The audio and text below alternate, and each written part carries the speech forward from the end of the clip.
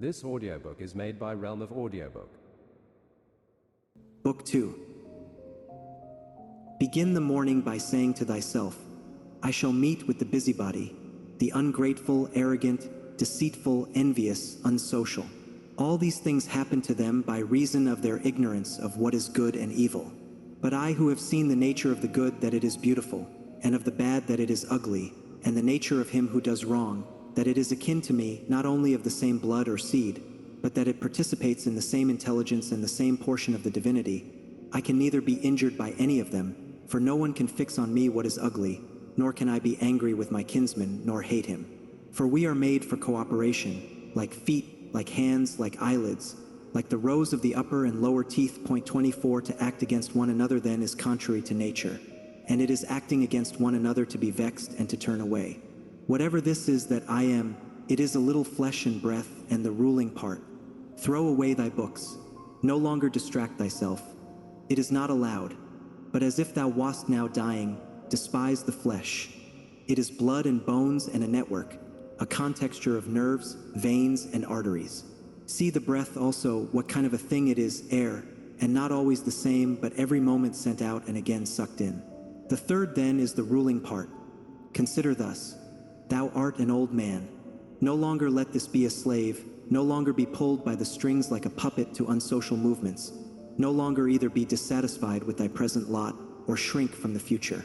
All that is from the gods is full of providence. That which is from fortune is not separated from nature or without an interweaving and involution with the things which are ordered by providence. From thence all things flow, and there is besides necessity, and that which is for the advantage of the whole universe, of which thou art a part. But that is good for every part of nature which the nature of the whole brings, and what serves to maintain this nature. Now the universe is preserved, as by the changes of the elements so by the changes of things compounded of the elements. Let these principles be enough for thee, let them always be fixed opinions. But cast away the thirst after books, that thou mayest not die murmuring, but cheerfully, truly, and from thy heart thankful to the gods.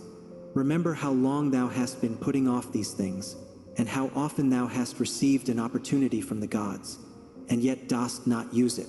Thou must now at last perceive of what universe thou art a part, and of what administrator of the universe thy existence is an efflux, and that a limit of time is fixed for thee, which if thou dost not use for clearing away the clouds from thy mind, it will go and thou wilt go, and it will never return.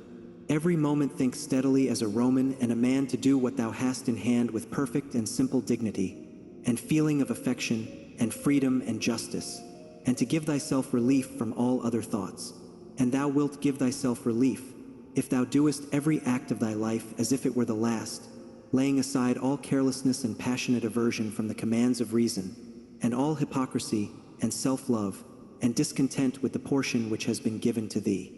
Thou sayest how few the things are, the which if a man lays hold of, he is able to live a life which flows in quiet, and is like the existence of the gods. For the gods on their part will require nothing more from him who observes these things. Do wrong to thyself. 25. Do wrong to thyself, my soul. But thou wilt no longer have the opportunity of honoring thyself. Every man's life is sufficient, but thine is nearly finished, though thy soul reverences not itself but places thy felicity in the souls of others. Do the things external which fall upon thee distract thee. Give thyself time to learn something new and good, and cease to be whirled around. But then thou must also avoid being carried about the other way. For those too are triflers who have wearied themselves in life by their activity, and yet have no object to which to direct every movement, and, in a word, all their thoughts. Through not observing what is in the mind of another, a man has seldom been seen to be unhappy. But those who do not observe the movements of their own minds must of necessity be unhappy. This thou must always bear in mind, what is the nature of the whole, and what is my nature, and how this is related to that, and what kind of a part it is of what kind of a whole, and that there is no one who hinders thee from always doing and saying the things which are according to the nature of which thou art a part. Theophrastus, in his comparison of bad acts, such a comparison as one would make in accordance with the common notions of mankind, says, like a true philosopher, that the offenses which are committed through desire are more blamable than those which are committed through anger. For he who is excited by anger seems to turn away from reason with a certain pain and unconscious contraction. But he who offends through desire, being overpowered by pleasure, seems to be in a manner more intemperate and more womanish in his offenses. Rightly then, and in a way worthy of philosophy, he said that the offense which is committed with pleasure is more blamable than that which is committed with pain. And on the whole, the one is more like a person who has been first wronged and through pain is compelled to be angry, but the other is moved by his own impulse to do wrong, being carried towards doing something by desire. Since it is possible, 26, that thou mayest depart from life this very moment, regulate every act and thought accordingly. Point 27, but to go away from among men, if there are gods, is not a thing to be afraid of, for the gods will not involve thee in evil. But if indeed they do not exist, or if they have no concern about human affairs, what is it to me to live in a universe devoid of gods or devoid of providence? But in truth they do exist, and they do care for human things, and they have put all the means in man's power to enable him not to fall into real evils. And as to the rest, if there was anything evil, they would have provided for this also, that it should be altogether in a man's power not to fall into it.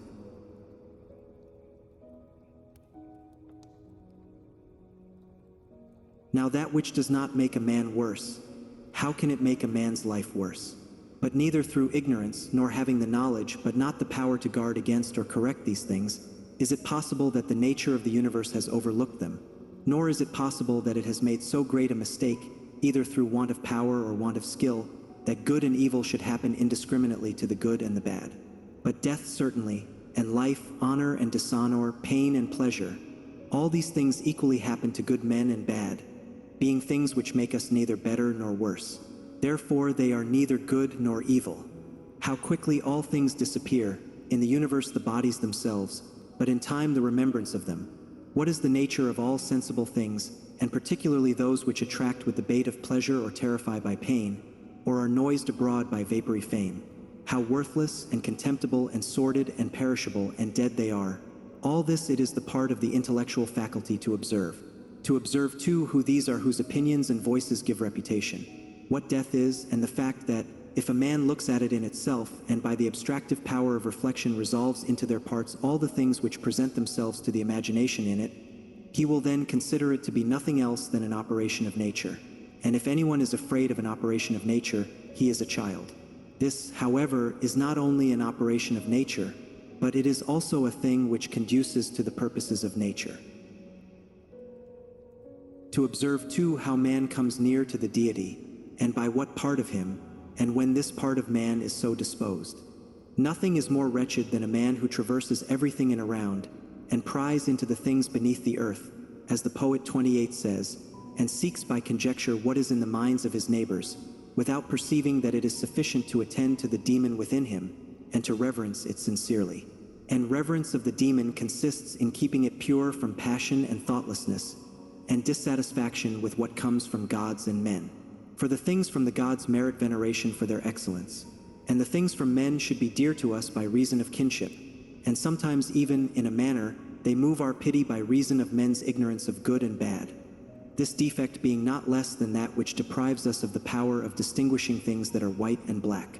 Though thou shouldst be going to live 3,000 years, and as many times 10,000 years, still remember that no man loses any other life than this which he now lives, nor lives any other than this which he now loses. The longest and shortest are thus brought to the same. For the present is the same to all, though that which perishes is not the same. 29. And so that which is lost appears to be a mere moment. For a man cannot lose either the past or the future. For what a man has not, how can anyone take this from him? These two things then thou must bear in mind. The one, that all things from eternity are of like forms and come round in a circle, and that it makes no difference whether a man shall see the same things during 100 years or 200, or an infinite time. And the second, that the longest liver and he who will die soonest lose just the same. For the present is the only thing of which a man can be deprived, if it is true that this is the only thing which he has, and that a man cannot lose a thing if he has it not. Remember that all is opinion, for what was said by the cynic Monimus is manifest. And manifest too is the use of what was said, if a man receives what may be got out of it as far as it is true. The soul of man does violence to itself, first of all, when it becomes an abscess, and, as it were, a tumor on the universe so far as it can. For to be vexed at anything which happens is a separation of ourselves from nature, in some part of which the natures of all other things are contained. In the next place, the soul does violence to itself when it turns away from any man, or even moves towards him with the intention of injuring, such as are the souls of those who are angry. In the third place, the soul does violence to itself when it is overpowered by pleasure or by pain. Fourthly, when it plays a part, and does or says anything insincerely and untruly. Fifthly, when it allows any act of its own and any movement to be without an aim, and does anything thoughtlessly and without considering what it is, it being right that even the smallest things be done with reference to an end. And the end of rational animals is to follow the reason and the law of the most ancient city and polity. Of human life the time is a point, and the substance is in a flux, and the perception dull, and the composition of the whole body subject to putrefaction, and the soul a whirl, and fortune hard to divine, and fame a thing devoid of judgment. And, to say all in a word, everything which belongs to the body is a stream, and what belongs to the soul is a dream and vapor, and life is a warfare and a stranger sojourn, and after fame is oblivion. What then is that which is able to conduct a man? One thing and only one, philosophy. But this consists in keeping the demon within a man free from violence and unharmed, superior to pains and pleasures, doing nothing without purpose, nor yet falsely and with hypocrisy, not feeling the need of another man's doing or not doing anything, and besides accepting all that happens and all that is allotted, as coming from thence, wherever it is, from whence he himself came, and finally, waiting for death with a cheerful mind, as being nothing else than a dissolution of the elements, of which every living being is compounded.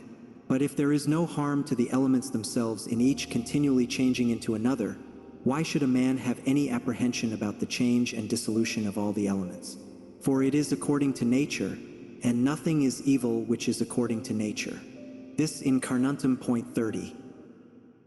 This audiobook is made by Realm of Audiobook.